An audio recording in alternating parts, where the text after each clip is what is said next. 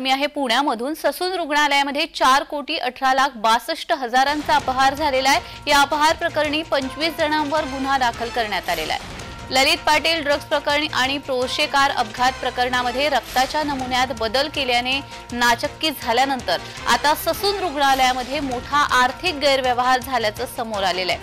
Sassoon रुग्णालयाच्या शासकीय bank खात्यामधील रक्कम स्वतःच्या आणि इतर 23 शासकीय आणि खासगी व्यक्तींच्या बँक खात्यामध्ये अनाधिकाराने जमा करून तब्बल 4,18,62,000चा अपहार केल्याप्रकरणी 25 जणांवर गुन्हा दाखल करण्यात आलेला आहे।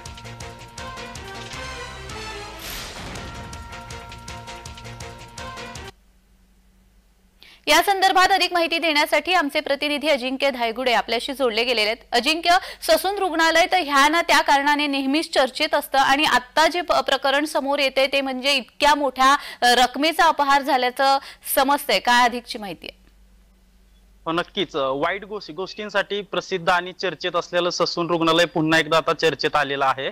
त्याचं कारण असं आहे की ससून रुग्णालयातील कर्मचाऱ्यांनीच आता 4,18,62,000चा अपहार केल्याचं समोर आलेलं आहे।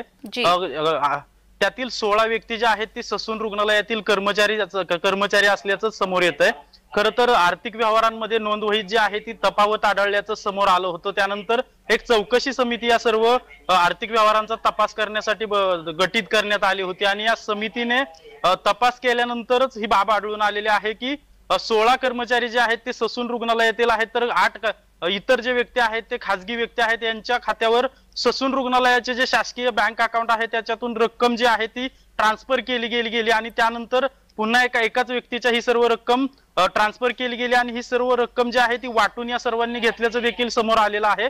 बनगार्डन पोलीस स्थानकात या प्रकरणी आता गुन्हा दाखल झालेला आहे। अजून तरी या प्रकरणात कुणाला अटक केली गेलेली नाहीये, परंतु हा मोठा अपहार जो आहे तो ससून मध्ये झाल्याचं आता उघड झालेला आहे। पोलीस गुन्हा दाखल झाल्यानंतर आता अटक करण्याची प्रक्रिया जी आहे ती सुरू करतील। या 25 जणांना लवकरच अटक करण्याची शक्यता वर्तवली जाते। अगदीच धन्यवाद अजिंक्य, तुम्ही दिलेल्या सविस्तर माहितीसाठी।